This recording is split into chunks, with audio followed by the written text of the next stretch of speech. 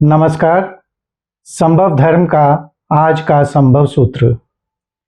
समय और परिस्थितियां बदलती रहती हैं, लेकिन जो व्यक्ति शून्य और संतोष में टिका रहता है वो संभाव में जीता है। आप में है संभावना संभाव में जीने की। समय और परिस्थिति दोनों ही वास्तव में परिवर्तनशील हैं।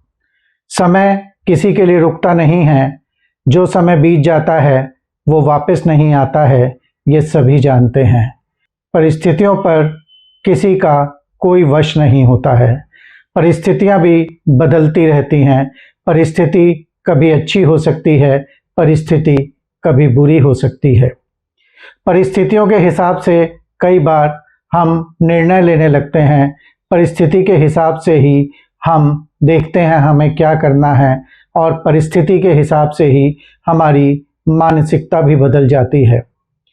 परिस्थितियों में यदि हम कष्ट से गुजर रहे हैं, समय यदि कष्टप्रद है, तो फिर हमारे विचार भी संकीर्ण हो जाते हैं। तो फिर हम दुख से घिर जाते हैं। तो फिर हम सोचने लगते हैं पता नहीं ये समय कभी पूरा होगा भी या नहीं, या ये परिस्थिति कभी बदलेगी भी या नहीं। और जब समय अच्छा होता है और परिस्थितियां हमारे अनुकूल होती हैं, तो हम सोचते हैं कि ये परिस्थिति ऐसी ही बनी रहे, ये समय ऐसे ही चलता रहे। तो मनुष्य इसी प्रकार के एक स्वार्थ में जीता है कि सब कुछ उसी के हिसाब से चले, उसी के अनुकूल चले, लेकिन ऐसा होता नहीं है। परिस्थितियां भी बदलती हैं, समय तो बदलता है ही।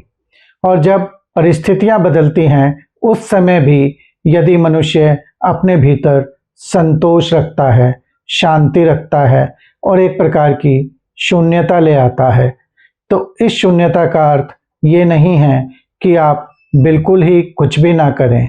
इस शून्यता का अर्थ है कि आप अपने भीतर यदि खुशी का समय है, यदि अच्छा समय है, तो अहंकार को ना आने दें।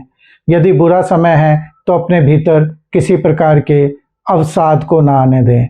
कोई भी समय हो, कैसा भी समय हो, आप समभाव में रहें। आप एक जैसे ही रहें। जैसा आप अच्छी परिस्थिति में थे, वैसे ही आप बुरी परिस्थिति में भी रहें।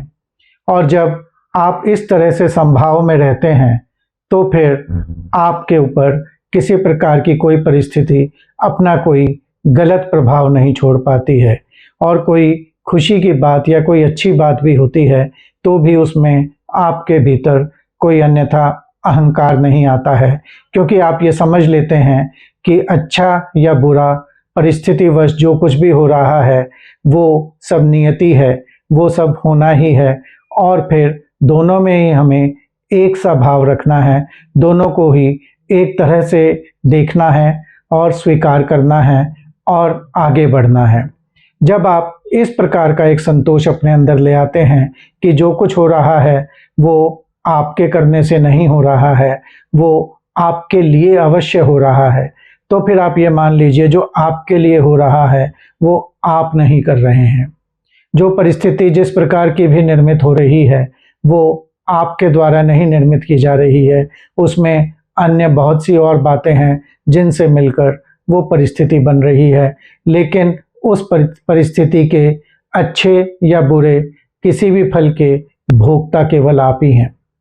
और यहाँ पर आपको परिस्थिति को स्वीकार करना है, उसे भोगना है और फिर आगे बढ़ जाना है। समय भी इसी प्रकार आपको ये बताता है कि चाहे वक्त कैसा है, चाहे समय अच्छा चल रहा है या बुरा चल रहा है, आपको दोनों को ही स्वीकार करना है, क्योंकि बुरा समय भी वापस नहीं आएगा, अच्छा समय भी बीत जाएगा, निकल जाएगा। फिर एक चक्र के अंदर समय अच्छा बुरा कम ज़्यादा ये चलता रहेगा। उसी तरह परिस्थितियां भी अच्छी बुरी, कम अच्छी, ज़्यादा बुरी, इस तरह की परिस्थितियां भी आती रहेंगी और चलती रहेंगी, लेकिन उसमें अपने स्वयं को नहीं खोना है, अपने आप को समभाव में ही रखना है, अपने आप को शुद्ध आनंद स्वरूप आत्मन मान के चलना है।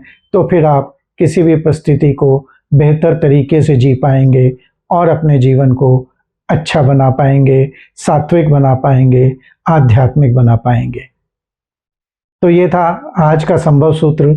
मेरे इस संभव सूत्र पर आधारित एक ध्यान हम करेंगे दिनांक 25 अगस्त 2026 को शाम को 8 बजे, मंगलवार का दिन होगा, और आप ये ध्यान मेरे साथ कर सकते हैं मेरे जूम मीटिंग रूम में आकर, जिसका लिंक आपको भेज दिया जाएगा।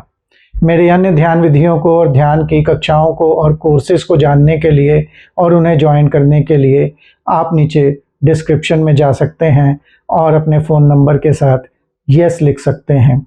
जब आप इस तरह का संदेश हमें देंगे तो फिर हम आपसे संपर्क करेंगे और आपको अधिक जानकारी दे पाएंगे। इस YouTube के चैनल में यदि आपको मेरी संभव सूत्र और मेरी ध्यान कक्षाएं अच्छी लगती हैं तो आप सब्सक्राइब करें, शेयर करें और लाइक भी करें। धन्यवाद। नमस्कार।